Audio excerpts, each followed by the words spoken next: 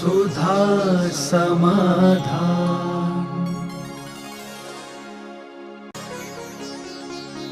नमोस्तु गुरुदेव। Social media से हम कैसे बचें और पढ़ाई एवं अन्य अच्छे कार्यों में रुचि कैसे बढ़ाएं? सोशल मीडिया से बचना नहीं है, सोशल मीडिया को सावधानी पूर्वक जीवन में उतारना, क्योंकि सोशल के बिना कोई भी व्यक्ति जी नहीं सकता।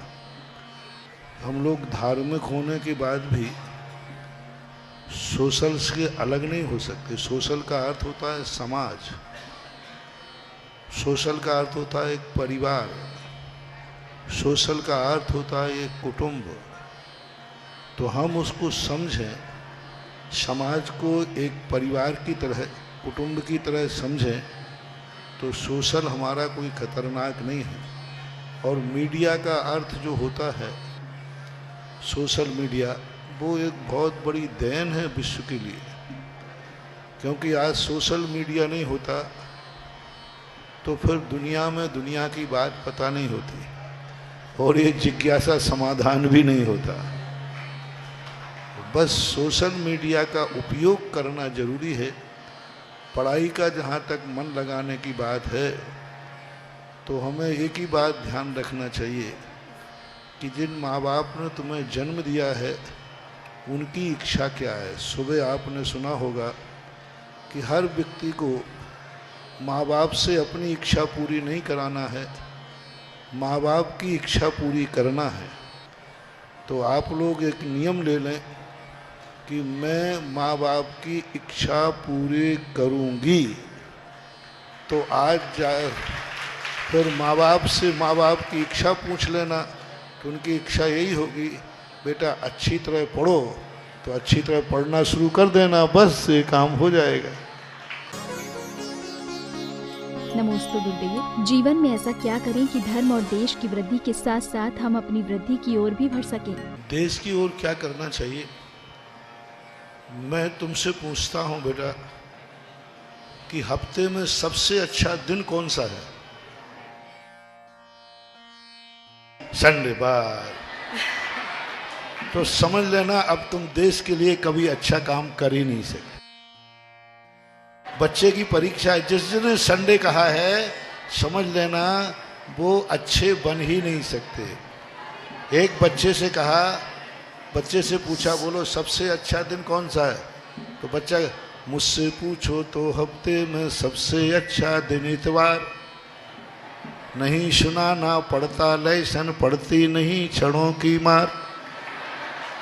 बस वो व्यक्ति अपनी जिंदगी में कुछ नहीं कर सकता। और जो बच्चा ये कहे सबसे बेकार दिन है संडे, क्योंकि उस दिन हम खूब खेलते कूदते हैं, उस दिन हमें पढ़ाई का नुकसान होता है, हमें टीचर्स जो पढ़ाते थे उस ज्ञान से मैं वंचित हो गया, ये संडे का दिन सबसे बेकार है।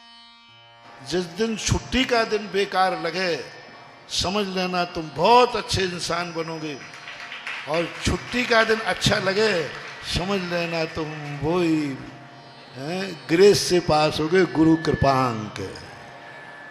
बस ये निर्णय है। नमोस्तु गुरुदेव। प्रतिभा स्थली में प्रवेश के बाद हम बच्चों को माता पिता से मिलने क्यों नहीं दिया जाता?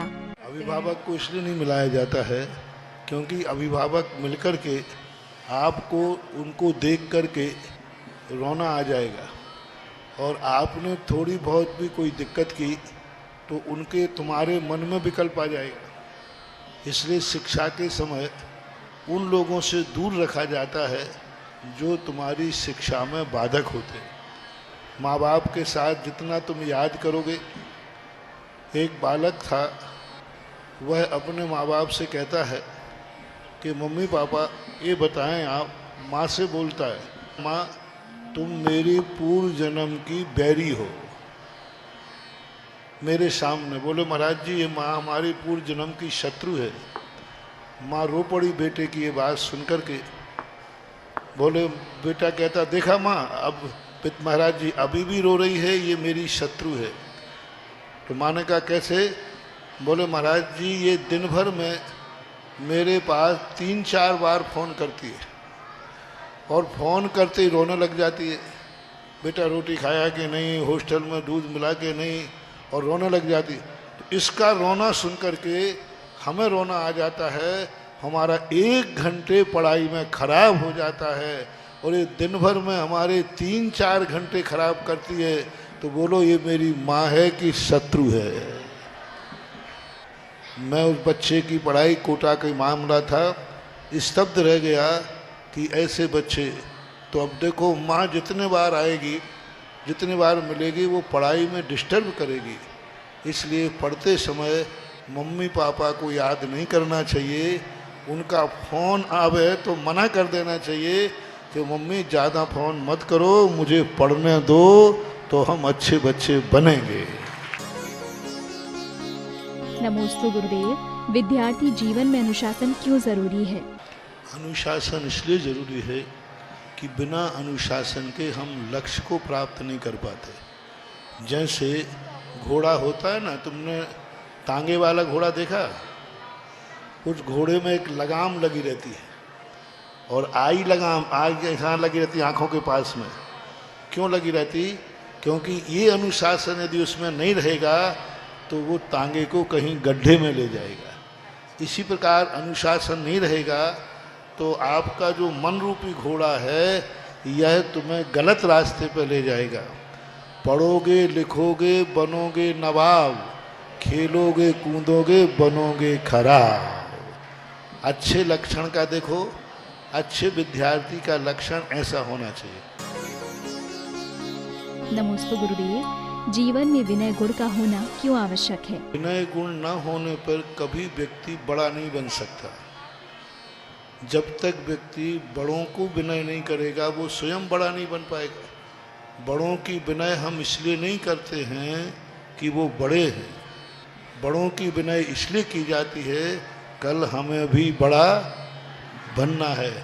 आज तुम बड़ों की विनय नहीं करोगे, कल तो तुम्हारी विनय नहीं करेगी। तो हमेशा ये ध्यान रखना चाहिए कि जितना हम बड़ों की विनय करेंगे उतने ही हम बड़े बनेंगे। बड़े बनना है कि नहीं, कि छोटे ही रहना है? तो फिर बड़ों की विनय करोगे तो बड़े बन जाओगे, और बड़ों की विनय नहीं करोगे तो छोटे ही बने रह जाओगे। बस इतना सा। नमोस्तु गुरुदेव। यदि कोई आवश्यकता के लिए चोरी करता है तो उसे चोरी का पाप लगेगा या नहीं? आवश्यकता किस क्वालिटी की है? आवश्यकता ऐसी 2 प्रकार की आवश्यकताएं हैं। एक आवश्यकता ऐसी है कि चोरी न करेंगे तो बहुत बड़ी हानि हो जाएगी। सामने किसी की रोटी रखी है, यदि बिना पूछे नहीं उठाता हूँ, किसी की बोतल रखी है पानी की, यदि वो चोरी करके बिना पूछे पीती हूँ तो चोरी का दोष लगेगा, और नहीं पीता हूँ तो प्राण निकल जाएंगे। तो फिर उस समय नीति कहती है कि यदि प्राण बचते हैं किसी की बोतल पानी चुराने से तो चुरा करके पी लेना चाहिए। लेकिन कब पी लेना चाहिए? हाँ, और ऐसा नहीं कि अपनी बोतल में पानी है फिर भी दूसरे की चुरा लेना चाहिए। तो मजबूरी देखी जाती है, परिस्थिति क्या है, परिस्थिति की क्वालिटी क्या है, उसको चोरी करने में हानि ज़्यादा है या चोरी नहीं करने में। तो हानि और लाभ देखा जाता है। सामान्यतः प्रयास यही करना चाहिए। किसी भी बिना दी हुई वस्तु को लेने का अर्थ है कि अपने जीवन में वह वस्तु कभी प्राप्त नहीं होगी, क्योंकि सामने वाले को जब पता चलेगा मेरी वस्तु गुम गई तो वो बद्दुआ देगा। वो कहेगा जिसने मेरी चोरी की है उसका बुरा हो जाए, उसका नाश हो जाए, वो फैल हो जाए। तो ऐसी जो बुरी भावनाएं वो देगा, उस बुरी भावना से चोरी करने की वस्तु से जितना लाभ नहीं हुआ, जिसकी चोरी हुई है वो जो बद्दुआ देगा उससे हानि बहुत होगी। इसलिए छोटी छोटी बातों में चोरी नहीं करना चाहिए। नमोस्तु गुरुदेव। आचार्य श्री जी ने कहा था कि निर्विकल्प समाधि के लिए सरल और सहज परिणाम रखना आवश्यक है। तो गुरुदेव, गुरु वचनों को सार्थक करने के लिए हमें कैसा पुरुषार्थ करना चाहिए? सहज होने का अर्थ है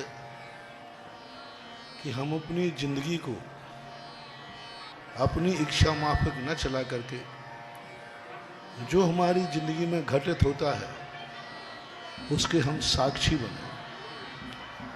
जो कुछ हमारी जिंदगी में आता है हम उसके साक्षी बने। और जितने हम साक्षी बनते जाएंगे, किसी ने हमें गाली दी तो हम उसके साक्षी बने। हम उसको ग्रहण ना करें, हम उसको अबाउट ना करें, हम कान बंद ना करें। हम ये भाव नहीं करें कि गाली देना बंद करें, ये भाव भी नहीं करें कि गाली देना बंद करें, ये भाव भी नहीं करें कि हम यहाँ से हट जाएं, ये भाव भी नहीं करें कि ये गाली दे रहा है बहुत बुरा दे रहा है, ये भाव भी नहीं करें कि ये गाली देने का परिणाम क्या होगा और मैं इसको गाली दूंगा। नहीं, साक्षी भाव। वो गाली दे रहा है, एक शब्द है गाली, गाली शब्द है, मैंने कानों से सुनी, साक्षी। ये होता है सहज भाव। कैसी भी परिस्थिति आती है उसका साक्षी भाव बनने का प्रयास करता है। और जब व्यक्ति साक्षी भाव बन जाता है हर घटना से, वो आश्चर्य से मुक्त हो जाता है। और जब आश्चर्य से मुक्त हो गया, बस वहाँ सहज भाव घटना शुरू हो जाता है, सहज वैराग घटना शुरू हो जाता है। ज्ञानी का सहज वैराग होता है। और सरल भाव का अर्थ होता है कोई भी व्यक्ति हमारी जिंदगी को पढ़ सकता है, कोई भी व्यक्ति हमारे वचनों को, हमारे मन को समझ सकता है। हर व्यक्ति हमारे सामने इतना सहज हो जाए कि उसको डर ही नहीं लगता।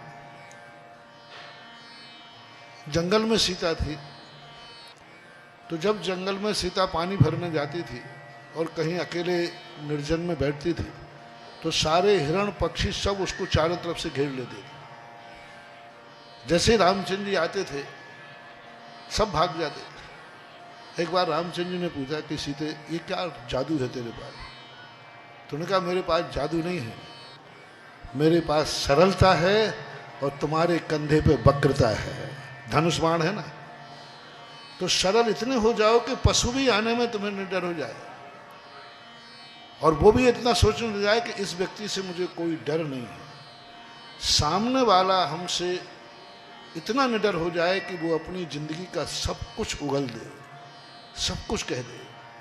गुरु का पहला गुण है सरलता। इसलिए शिष्य अपने कितने भी अपराध करता है गुरु के सामने उगल देता, उसको डर नहीं लगता कि यदि मैंने ये बात कह दी तो कहीं मैं गुरु की नज़रों में ना गिर जाऊं, कहीं ये मुझे रोड पर खड़ा नहीं कर दे, कहीं मेरी बदनामी नहीं कर जाए, ये डर नहीं लगता है। और जिस गुरु से ये डर लगता है, समझ लेना अभी तुमने गुरु माना ही नहीं, वो तुम्हें गुरु मिला ही नहीं। गुरु के पास जाते इतना सरल कि कितना भी बड़ा अपराध हो उसे ये डर नहीं लगता कि गुरु को सुनाएंगे तो क्या होगा। तो ये होती सरलता कि हमारी जिंदगी में जो भी व्यक्ति आए वो इतना सरल हो जाए कि उसका डर छूट जाए। तो ये सहजता और सरलता के सोपानों पर पहुंचने की एक प्रक्रिया है संक्षेप में। नमोस्तु गुरुदेव। मुनिव्रत धार अनंत बार ग्रेवियक उपजायों उपरोक्त पंक्ति का क्या आशय है? अनंत बार मुनिव्रत लेना या व्रत लेना, वो हम गिनती में क्यों लेते हो? हमने व्रत लिया ही नहीं। जो व्रत हमने अनंत बार धारण किए वो निंदनीय है। वो व्रत हमें जैसे लेना चाहिए वैसे मैंने लिए ही नहीं। मैंने बाह्य व्रत अंगीकार किए, अभ्यंतर व्रत अंगीकार नहीं किया। जिस विधि से हमें व्रत लेना चाहिए उसके लिए अनंत बार नहीं लिखा। वहाँ जो विधि है यानी भाव रहित, परिणामों की विशुद्धि रहित जो हमने व्रत पालन किए हैं वो अनंत बार धारण किए। तो भाव विशुद्धि पूर्वक लक्ष्य हमारा परमार्थ भूत हो, हर क्रिया में हमारी परमार्थ झलकता हो। हम भगवान को देखें तो भगवान बनने का भाव आए, गुरु को देखें तो गुरु बनने का भाव आए। हम किसी का गुणानुवाद करें, किसी व्यक्ति की प्रशंसा करना सरल है और प्रशंसनीय होना बहुत कठिन है। किसी व्यक्ति को हम बहुत कह सकते बहुत अच्छा आदमी है, कोई बड़ी बात नहीं है, लेकिन अच्छा आदमी होना बहुत कठिन है। तो हम जितना भगवान के गुणानुवाद करते, हमारे भगवान बहुत अच्छे हैं, हमारे गुरु महाराज बहुत अच्छे हैं, इसकी प्रशंसा करना कितना सरल है। और अपन कैसे हैं? अब जब गुरु महाराज अच्छे हैं तो हमें भाव आना चाहिए मैं भी अच्छा बनूंगा। ये है आसन्न भव्यता का लक्षण। जब मेरा गुरु अच्छा है तो मैं भी अच्छा बनूंगा, ये भाव आना चाहिए। मेरा भगवान अच्छा है तो मैं भी अच्छा बनूंगा, मेरे माँ बाप अच्छे हैं तो मैं भी अच्छा बनूंगा, मेरा कुल और जाति अच्छी है तो मैं भी अच्छा बनूंगा, मेरी प्रतिभा स्थली अच्छी है तो मैं अच्छा व्यक्ति बनूंगा, मेरे पढ़ाने वाले अच्छे हैं, ये दीदियाँ अच्छी हैं कि बुरी हैं। तो ऐसे तुम नियम कर लो, जब ये अच्छी हैं तो हम भी अच्छे बनेंगे। तो अच्छे व्यक्ति को देखकर अच्छा बनने का भाव आ जाए तो आसन्न भव्यता प्रकट हो जाए। एक भाव के बाद तुरंत हम अच्छा बन जाएंगे। अच्छा बनने का भाव आना चाहिए, ऐसा है। नमोस्तु गुरुदेव। बुरी आदतें तो हम जल्दी सीख जाते हैं, लेकिन अच्छी आदतें सीखने में हमें समय क्यों लगता है? अनादिकाल से इस आत्मा पर बुरे संस्कार पड़े और बुरे संस्कार पड़ने के कारण बुराइयों की तरफ मन जल्दी आकर्षित होता है, क्योंकि अतीत भवों में व्यक्ति ने अच्छे काम किए ही नहीं। आचार्य सिंह ने लिखा ना, इतिहास सबका काला होता है, क्योंकि अतीत में व्यक्ति कभी अच्छे कार्य करते ही नहीं। परिणाम स्वरूप जैसे निमित्त मिलता है उस तरफ प्रभावित हो जाता है। अच्छे कार्य करें, जिसने थोड़े बहुत अच्छे कार्य किए हैं वो बुरे आदमी को देख के प्रभावित नहीं होते, वो अच्छे आदमी को देख के प्रभावित होते। कई लोग कितने भी बुरी संगति में भेज दी जाए लेकिन उनके अंदर बुराई नहीं आती, और थोड़ा सा ही अच्छे व्यक्ति के पास भेज दिया जाए तो अच्छी संगति आती है। अब इसमें हमारे अतीत कर्मों के संस्कार हैं, परिवार के संस्कार हैं, और उन संस्कारों के कारण से प्रभाव पड़ता है। इसलिए तो अच्छे संस्कारों के लिए कहा जाता है। नमोस्तु गुरुदेव। कहते हैं कि श्री समेत शिखर जी के पहाड़ की आयु कभी समाप्त नहीं होगी। गुरुदेव, यह उसका पुण्य है या पाप? शिखर जी की आयु भी समाप्त होती है, क्योंकि समेत शिखर भी अन्य पहाड़ों जैसा ही है। पहले जितना बड़ा पहाड़ था अब नहीं है, बहुत छोटा हो गया। बहुत बड़ा पहाड़ था वो, अब बहुत छोटा हो गया। उस अवसर काल में कम होता जाता है, और एक दिन आज से लगभग 18,000 प्लस 21,000 वर्ष निकल जाने के बाद ये पहाड़ पूर्णतः खत्म हो जाएगा, पूर्णतः खत्म हो जाएगा, प्लेन हो जाएगा। पूरे समेत शिखर की पहाड़ी के चारों तरफ दलदल हो जाएगा, बहुत बड़ा गड्ढा हो जाएगा। तो ऐसी बात नहीं, वो शरण को प्राप्त होता है, लेकिन वो स्थान फिक्स रहता है। स्थान तो स्थान ही रहेगा।